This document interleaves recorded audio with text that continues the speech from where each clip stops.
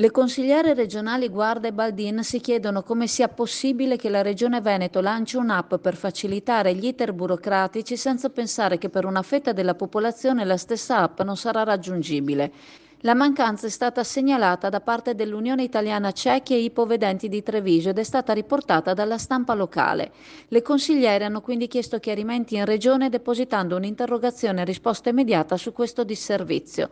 Le consigliere sottolineano che non è la prima volta che la Regione pubblica contenuti non accessibili ed è un diritto di tutti i cittadini poter accedere agli stessi servizi. Un riguardo in più servirebbe per le categorie più fragili che sono tra l'altro tutelate da apposite normative. L'invito delle consigliere è quello di rendere l'app fruibile da tutti.